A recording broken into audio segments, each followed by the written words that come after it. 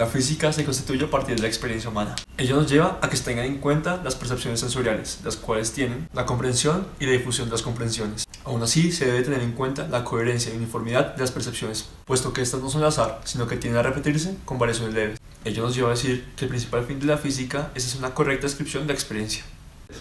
Ahora bien, ¿cómo se seleccionan los datos de la física? Se implementa la experimentación y la medición, que consiste en llevar a la práctica los términos previamente establecidos. Experimento y medición. Esto no es solamente una percepción sensorial controlada, sino que implica la concentración de una pequeña parte de la experiencia, la cual está sujeta a ideas previas con respecto a percepciones construidas a partir de observaciones, dando como resultado la formulación de preguntas, las cuales solo se pueden resolver a partir de la experimentación. Ahora bien, las experimentaciones tienen como fin que mediante el uso de operaciones se pueda plantearlos en tres etapas, siendo la primera la separación de las experiencias previas para lograr una investigación. La segunda comprende el entendimiento por parte del formulador respecto al dominio estudiado para formularse preguntas adecuadas. Y la tercera es la realización de actividad para saber la forma en que éstas operan. En la física también se tiene que tener muy en cuenta el factor cuantitativo, también conocido como el factor de medición.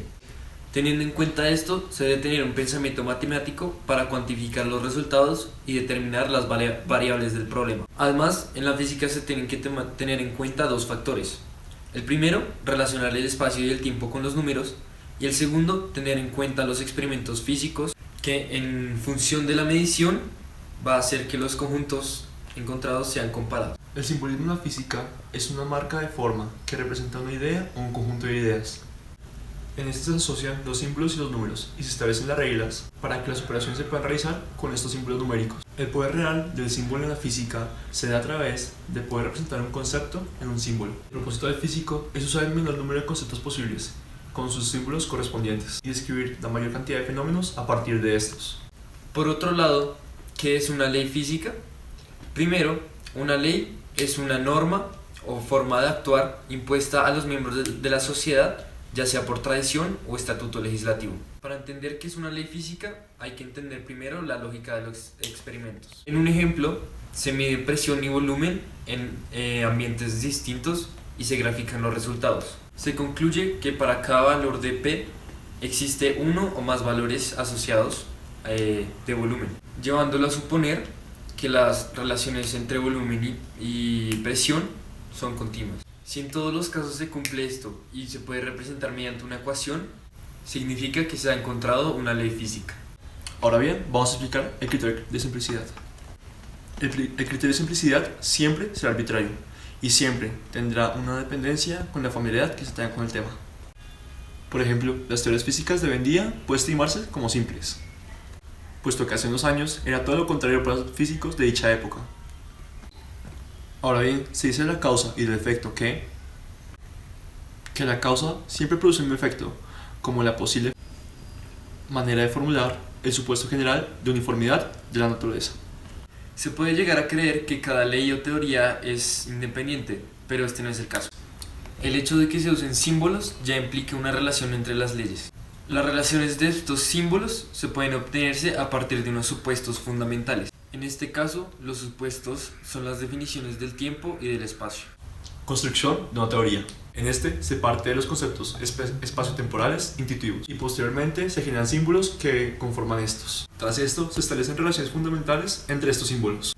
Usando estas relaciones se puede obtener mediante deducción lógica los resultados de la ley o de las teorías. Relación, ley y teoría.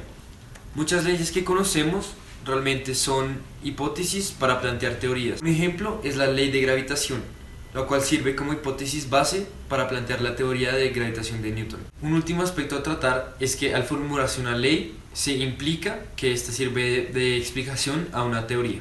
Una ley, para ser tal, implica por sí misma la existencia de una teoría, la cual le da un sentido deductivo. Teniendo en cuenta esto, la teoría constituye los principios de la ley. Aún así, es importante mostrar que es una hipótesis.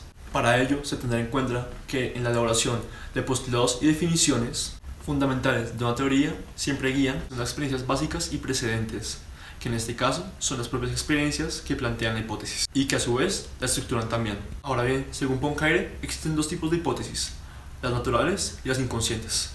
Hay que considerar que la existencia de hipótesis indiferentes no es considerada por los físicos como un bien inmarcesible. Siempre se está procurando reducir su número para que éstas cada vez sean más precisas y que las exigencias experimentales sobre la teoría sean más estrictas. Las hipótesis están en constante estado de flujo y reflujo y que cambian su forma, de modo que es bastante difícil asegurar que cierto tipo de hipótesis ha sido descartada para siempre. Un punto importante es mencionar el poder que tiene una teoría física para poder pronosticar observaciones físicas desconocidas anteriormente. Una teoría que ya ha tenido el éxito en pasar la prueba de predicción sugiere frecuentemente nuevas líneas de investigación para el descubrimiento de relaciones nuevas, leyes nuevas y en general conocimiento físico nuevo. Este es un estímulo enorme y es así como han ocurrido grandes avances en ciertos periodos en la historia.